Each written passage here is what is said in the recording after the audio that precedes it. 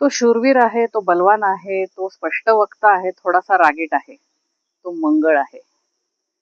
नमस्कार, मी ज्योतिषी मृणाल कुलकर्णी. आज आपण या मालिकेमध्ये बघणार आहोत मंगळ ग्रहाबद्दल. मंगळ म्हटलं की आपल्याला दोन शब्द माहिती आहेत. एक तो रागीट आहे आणि दुसरा तो सेनापती आहे. मला आधी एक सांगा, तुम्ही किती लोकांनी बाहुबली पिक्चर बघितलेला आहे? ज्यांनी नसेल बघितला त्यांनी आवर्जून बघा. आणि मी जे आज सांगणार आहे त्याचं तुम्हाला तिथे कनेक्शन सापडतंय का नक्की बघा.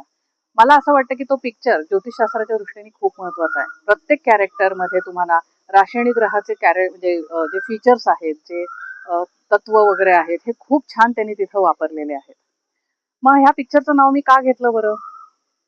त्याच्यामध्ये सुद्धा एक मंगळाचं फीचर आहे, ते म्हणजे कॅरेक्टर, आपले आवडतं कॅरेक्टर कट्टप्पा. कट्टप्पा हा सेनापती आहे, सेना नायक आहे पिक्चर मध्ये, बरोबर? तेच सगळे फीचर्स आपल्याला मंगळामध्ये दिसतात. मंगळ म्हटलं की सेनापती. सेनापती म्हणजेच राजाला सर्व करणारा सेना नायक. मग हा कसा असला पाहिजे? सगळ्यात पहिला तो एक राजाशी एकनिष्ठ पाहिजे, लॉयल असला पाहिजे, बरोबर? रॉयल नाही, लॉयल. लॉयल्टी ही मंगळाचं काय म्हणतात, टॉपमोस्ट फीचर आहे. तो खूप प्रामाणिक आहे आणि त्या पिक्चर मध्ये पण हेच दाखवलेलं आहे. सुरुवातच तिथनं घेतली आहे की कट्टप्पा बल्लाल देव राजाचा जीव वाचवतो त्या बैलापासून, बरोबर? हे का करतो? तो राजा पण म्हणतो, अरे मला वाटलं तू तर मला मरू देशील, तू कसं काय वाचवलं? तो म्हणतो, मी ह्या सिंहासनाचा सेवक आहे, तुझा जीव वाचवणं हे माझं कर्तव्य आहे. त्याच्यावर कोण बसतंय ते फरक पडत नाही, मी त्याचा सेवक आहे. सो त्याच्यावर जो कोणी आधिपत्य गाजवत असेल त्याचा मी सेवक आहे. सो मंगळ असाच आहे, तो खूप लॉयल आहे. हे चांगलं फीचर आहे बरं का. त्यामुळे मंगळ म्हणलं की नुसतं ज्या वाईट गोष्टी सुचतात हे चुकीचं आहे. प्रत्येक ग्रहाचे वाईट गुणही आहेत आणि चांगले गुणही आहेत. आपण ते बघतोय आणि पुढेही बघत राहणार आहोत. कुठलाच ग्रह असा नाही की तो पूर्णतः चांगला आहे आणि पूर्णतः वाईट आहे.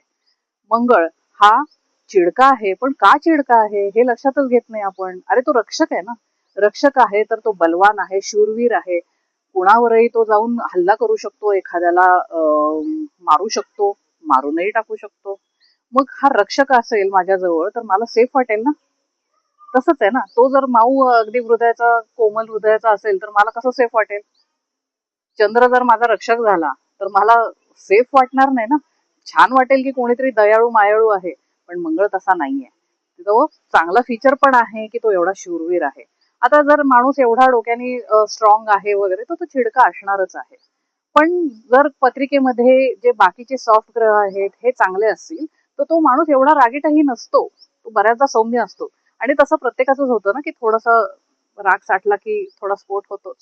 तसा ह्या मंगळ ग्रहाचाही होतो. ठीक आहे, आपण थोडस डिस्काउंट देऊ त्याला चांगल्या गुणांसाठी म्हणून.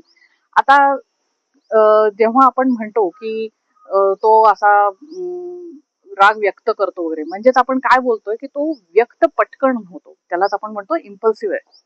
त्याला व्यक्त व्हायची घाई असते. मग काही असू देत, चांगली गोष्ट जरी असली, आपण आता म्हणलं ना की चला आज आपण तुळशी बागेत जाऊया संध्याकाळी, आपण जस्ट बोलतोय, ठरलं काहीच नाहीये, पण तो मंगळाचा सुटला, तयारी करेल, लगेच तिकडं तिकीट पण काढेल, कॅब बुक करून टाकेल, काय असेल ती कामं करून मोकळा. त्यांना लगेच पटकन ताबडतोब करायची सवय असते. त्यांना वेळ घालवलेला आवडत नाही. मंगळ हा बॉर्न लीडर आहे. त्यांच्यात एक त्या लीडर क्वालिटीज पहिल्यापासून असतात. त्यामुळे त्यांना कुठल्याही गोष्टीचं नेतृत्व खूप छान करायला जमतं. ह्या चांगल्या गोष्टी आहेत. त्यांना स्पष्ट वक्तेपणा जरा आवडतो. म्हणजे त्यांचं कसं असतं की मी पुन्हा त्याच्यातही चांगलं काय बघतीये की ते ट्रान्सपरंट राहतात. मनात एक आणि ओठावर एक हा त्यांचा प्रकार नसतो. ते स्पष्ट वक्ते आहेत. जे वाटतंय ते बोलणार आणि त्यांना त्याच्यात वाईट वाटत नाही. ते म्हणतात, हा मला तुझ्याबद्दल वाटतं, मी बोलू, वाईट काय त्याच्यात, असं असतं त्यांचं. पण उगाच तोंडावर गोड बोलून मनात काहीतरी एक ठेवण्यापेक्षा हे चांगलं आहे ना. सो तुमचा दृष्टिकोन कसा आहे तसा तो ग्रह किंवा ती व्यक्ती तुम्हाला दिसत असते. आता हा आपण मंगळ थोडाफार बघितलाय की ह्याचा स्वभाव कसा आहे. तर मंगळदेव हे थोडेसे अगदी तत्वाचे असल्यामुळे तापट आहेत, रिॲक्टिव्ह आहेत, इम्पल्सिव्ह आहेत, घाई असते प्रत्येक गोष्टीची. ते बॉर्न लीडर आहेत, ते रक्षक आहेत. आता ह्या शक्तिशाली ग्रहाचं शत्रू मित्र आपण कसे निवडणार आहोत ते बघूया. आता एक मला म्हण आठवत नाहीये नक्की, तुम्हाला माहिती असेल, मी त्याचा अर्थ सांगते. त्याचा अर्थ असा आहे की जिथं शक्ती आहे तिथं बुद्धीचं काय काम, आणि जिथं बुद्धी आहे तिथं शक्तीचं काय काम. आहे ना अशा अर्थी म्हण? आणि आता आपण जर बुद्धी ग्रह जर ह्या सगळ्या नवग्रहांमध्ये निवडले तर कोण येतात? बुध, गुरु, शुक्र हे तिघही बुद्धिजीव आहेत. आता बुधदेवांचं काय होतं? ते युक्तिवाद छान करतात, बडबडे आहेत, ते खूप फास्ट थिंकिंग आहे त्यांचं. त्यामुळे आता समजूयात की एका व्यक्तीशी काहीतरी वाद चाललाय, तर बुधदेव माझ्यापाशी येतील, म्हणतील अगं मृणाल कशाला उगाच भांडतीयस, एक काम कर, असं असं बोल, आपण थोडासा युक्तिवाद करूयात, सगळी भांडणं मिटून जातील, तुझा प्रॉब्लेम सॉल्व्ह होईल. पण तेच मंगळदेव माझ्याकडे आले तर काय म्हणतील? कोण आहे तो, सांग तुम्हाला नाव, आत्ता बघतो त्याला. किती फरक आहे बघा दोघांच्या याच्यात.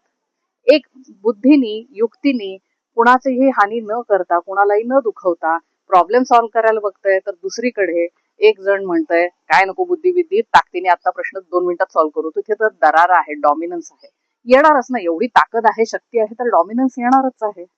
दोन्ही चांगले आहेत, दोन्ही वाईट आहेत. सो एकीकडे वेळ जास्त लागतो, एकीकडे पटकन होतोय, असे सगळे हे आहेत.